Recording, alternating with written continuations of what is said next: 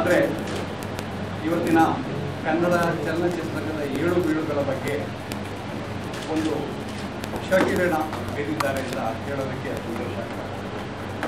ಇವತ್ತು ಕನ್ನಡದಲ್ಲಿ ಬಹಳ ವಿಪುಲವಾಗಿ ಸಿನಿಮಾ ಸಾಹಿತ್ಯ ಬರ್ತಾ ಇದೆ. ಅದು ವಿಪುಲವಾಗಿ ಸಾಹಿತ್ಯ ಕೃಷಿಯೋ ವಿಪುಲವಾದ ಸಾಹಿತ್ಯ ಕೃಷಿಯನ್ನು ಕಾಲದಲ್ಲಿ ನಡೆಸಬೇಕು. ಆದರೆ ಒಂದು ಬಹಳ ಸಂತೋಷದ ವಿಷಯ ಏನು ಅಂತಂದರೆ, ಕನ್ನಡದಲ್ಲಿ ಸಿನಿಮಾ ಬಗ್ಗೆ ಯಾವುದಾದ್ರೂ ಸಾಹಿತ್ಯ ಅಂತಂದರೆ ಅದು ಕಲಾವಿದರ ಬಗ್ಗೆ ಅಥವಾ ಅಲ್ಲಿಯ ವಿವಾದಗಳ ಬಗ್ಗೆ ಮಾತ್ರ ಅಂತ ನಾವು ತಿಳ್ಕೊಂಡಿರೋಂಥ ಸಂದರ್ಭದಲ್ಲಿ ಗೊತ್ತು, ಸಾಮಾಸರಿಗೂ ಗೊತ್ತು, ಯಾವುದ್ರ ಬಗ್ಗೆ ನಾನು ಹೇಳ್ತಾ ಇದ್ದೀನಿ ಎಲ್ಲರಿಗೂ ತಮಗೆ ಗೊತ್ತು.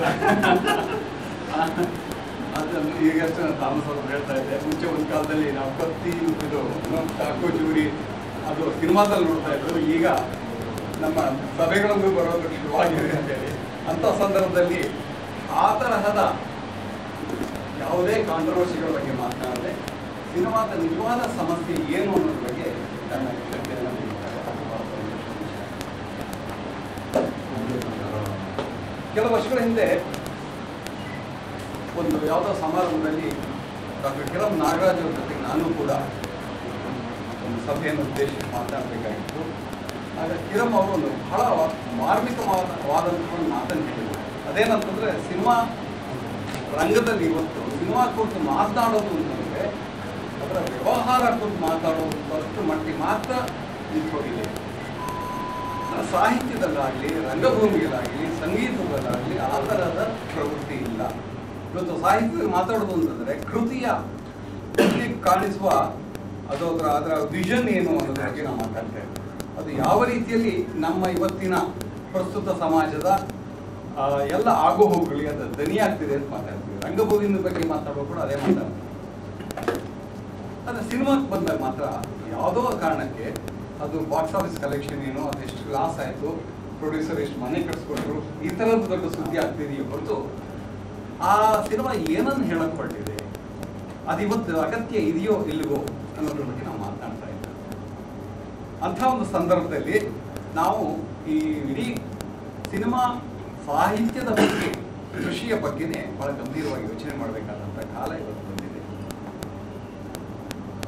ಒಂದು ಕಾಂಟ್ರವರ್ಸಿ ಬಗ್ಗೆ ಮಾತಾಡ್ತಾರೆ, ಇಲ್ಲ ನಮಗೆಲ್ಲರಿಗೂ ಗೊತ್ತಿರುವಂಥ ಸರ್ಕಲ್ನೇ ಪುನಃ ಸಾಹಿತ್ಯ ಅಂತ ಕೊಡ್ತಾ ಇರ್ತೀವಿ. ಈಗ ಭಕ್ತ ಧ್ರುವ, ಸತಿ ಸುಲೋಚನ ಕನ್ನಡದ ಮೊದಲನೇ ಸಿನಿಮಾ ಅಂತ ನಮ್ಗೆ ಯಾರಿಗೂ ಹೇಳಬೇಕಾಗಿಲ್ಲ, ಯಾಕಂದ್ರೆ ನಂಗೆ ಗೊತ್ತು. ಅಥವಾ ಬೇಡರ ಕಣ್ಣಪ್ಪ ರಾಜ್ಕುಮಾರ್ ಅವರ ಮೊದಲ ಸಿನಿಮಾ ಅಂತ ಹೇಳೋದು ನನಗೇನು ಬೇಕಾಗಿಲ್ಲ. ಅಥವಾ ಬಂಗಾರದ ಮನುಷ್ಯ ವರ್ಷಾನುಗಟ್ಟಲೆ ಸಿನಿಮಾ ಓಡ್ತು ಅನ್ನೋದ್ರ ಬಗ್ಗೆ ಕೂಡ ಬೇಕಾಗಿಲ್ಲ. ಇವೆಲ್ಲ ಮಾಹಿತಿ ನಮ್ಮೆಲ್ಲರಿಗೂ ಗೊತ್ತಿಲ್ಲದವರಿಗೆ ಇಂಟರ್ನೆಟ್ ಇದ್ದೇವೆ. ಯಾಕೆ ಹೇಳ್ತೀನಿ ಅಂತಂದರೆ, ನಾನು ಈ ಎರಡು ಸಿನಿಮಾಗಳನ್ನು ಫಿಲ್ಮ್ ಸಂಯೋಜನೆ ಮಾಡಿದೆ. ಒಂದು ಡಾಕ್ಟರ್ ವಿವೇಕಾನಂದ ಮೂರ್ತಿಯವ್ರ ಬಗ್ಗೆ, ಒಂದು ಅಡೂರು ಗೋಪಾಲಕೃಷ್ಣನ್ ಅವ್ರ ಬಗ್ಗೆ. ನಾನು ನನ್ನ ಸ್ನೇಹಿತರು ಕೇಳಿದೆ, ಸಿನಿಮಾ ಯಾವ ಥರ ಇರಬೇಕು. ಅವ್ರು ಹೇಳಿದರು, ಫ್ಯಾಕ್ಟ್ಸ್ ಆ್ಯಂಡ್ ಫಿಗರ್ಸ್ ಕೊಡೋದಾದ್ರೆ ಸಿನಿಮಾ ಮಾಡಲೇಬೇಕು, ಯಾಕಂದರೆ ಅಲ್ಲೇ ಅದಕ್ಕೆ ಇಂಟರ್ನೆಟ್ ಸಿಗ್ತದೆ. ನಿನ್ನ ವಿಷನ್ ಏನಿದೆ ಅಂತ ಹೇಳೋದಕ್ಕೆ ಮಾತ್ರ ಸಿನಿಮಾ ಮಾಡಿ, ನಿನಗೆ ಇವ್ರ ಬಗ್ಗೆ ಏನು ಹೇಳೋಕ್ಕಿದೆ ಸಿನಿಮಾ ಮಾಡಿ. ಆ ತರಹದ ಒಂದು ವೈಯಕ್ತಿಕ ಒಳನೋಟ ಇರುವಂತಹ ಪುಸ್ತಕಗಳ ಅಗತ್ಯ ಬಹಳ ಇದೆ ಕನ್ನಡದಲ್ಲಿ. ಇದುವರೆಗೂ ಪ್ರಾಯಶಃ ಕೈ ಬೆರಳೆಣಿಕೆಯಷ್ಟು ಸಿನಿಮಾ ಸಿದ್ಧಾಂತಗಳ ಬಗ್ಗೆ ಬಂದಿರಬಹುದು, ಒಂದು ಸಿನಿಮಾ ಏನನ್ನು ಹೇಳ್ತಾ ಇದೆ ಅನ್ನೋದು ಬಂದಿರಬಹುದು. ಈ ಥರ ಸಾಹಿತ್ಯ ಕನ್ನಡದಲ್ಲಿ ಹುಟ್ಟಿಲ್ಲ. ಹಾಗೆ ಹುಟ್ಟಿದಾಗ ಮಾತ್ರ ಆ ಸಿನಿಮಾ ಸಾಹಿತ್ಯದ ಮೂಲಕ ಕನ್ನಡ ಚಿತ್ರರಂಗವೂ ಬೆಳೆಯುತ್ತೆ ಅಂತ ನಾನು ತಿಳ್ಕೊಂಡಿದ್ದೀನಿ. ಸಂಪತ್ ರಾಜ್ ಅವರಿಗೆ ಬಹಳಷ್ಟು ಕನ್ನಡ ಭಾಷೆಯ ಮೇಲೆ ಪ್ರೌಢಮೆ ಇದೆ, ಅನುಭವ ಇದೆ.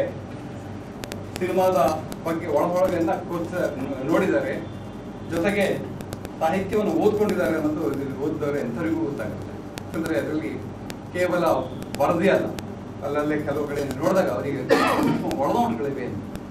ಅವರು ಇನ್ನು ಮುಂದೆ ಇನ್ನು ದೊಡ್ಡ ಪತ್ರಿಕೆಗಳನ್ನು ಬರೀಲಿ, ಕನ್ನಡದ ಸಿನಿಮಾಗಳ ವಸ್ತು ಯಾಕೆ, ಯಾವ ಕಾಲಕ್ಕೆ ಯಾಕೆ ಆ ತರಹದ ವಸ್ತುಗಳು ಬಂದವು ಅನ್ನೋದ್ರ ಕುರಿತು ಒಳನೋಟ ಬೀರುವಂತಾಗಲಿ. ಅದು ಕನ್ನಡಕ್ಕೆ ನಿಜವಾದ ಕನ್ನಡ ಚಿತ್ರೋದ್ಯಮಕ್ಕೆ ಹೊಸ ಶಕ್ತಿಯನ್ನು, ಕಸುವನ್ನು ತುಂಬುವಂಥ ಸಾಹಿತ್ಯ ಆಗ್ತದೆ.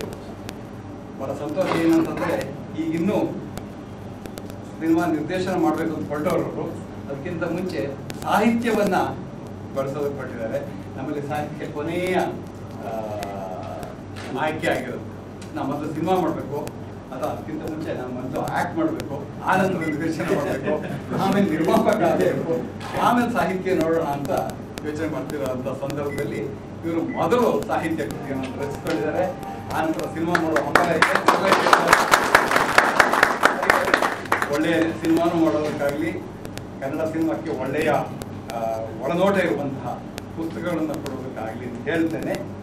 ಕನ್ನಡದ ಇವತ್ತು ಆಗುತ್ತಿರುವಂತಹ ಒಂದು ಹೊಸ ಜಾಗತಿಕ ಮಟ್ಟದಲ್ಲಿ ಆಗ್ತಿರುವಂಥ ಈ ವಿದ್ಯುನ್ಮಾನಗಳು ಏನೇನಿದೆ, ವಾಗ್ವಾದಗಳೇನಿದೆ ಸಿನಿಮಾದ ಬಗ್ಗೆ, ಚರ್ಚೆಗಳೇನಿದೆ, ಅದು ಕುರಿತಂತೆ ಕನ್ನಡದಲ್ಲಿ ಪುಸ್ತಕಗಳು ಆಗಬೇಕಾದಂಥ ಅಗತ್ಯ ಇದೆ. ಈ ಬಗ್ಗೆ ಚಲನಚಿತ್ರ ಅಕಾಡೆಮಿಯು ಗಮನ ಹರಿಸ್ತಾ ಇದೆ. ಅವರೊಂದು ಹೊಸ ಯೋಜನೆಗಳನ್ನೆಲ್ಲ ಹಾಕ್ಕೊಂಡಿದ್ದಾರೆ. ಅದನ್ನು ಬಹುಶಃ ಬಾಬು ಅವರ ಮಾತಿನಲ್ಲಿ ಹೇಳ್ತಾರೆ.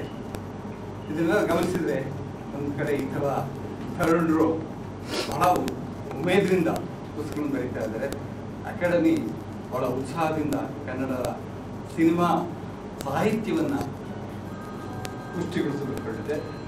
ಕನ್ನಡಕ್ಕೆ ಒಳ್ಳೆಯ ಕಾಲ ಬರುವುದು ಸಿನಿಮಾ ಕೃಷಿಗೆ, ಸಾಹಿತ್ಯ ಕೃಷಿಗೆ ಅಂತ ಆಶಿಸ್ತಾ, ಬರಲಿ ಅಂತ ಆಶಿಸ್ತಾ ಸಂಪತ್ ರಾಜ್ ಅವರಿಗೆ ಎಲ್ಲ ರೀತಿಯಲ್ಲೂ ಶುಭ ಹಾರೈಸ್ತೇನೆ.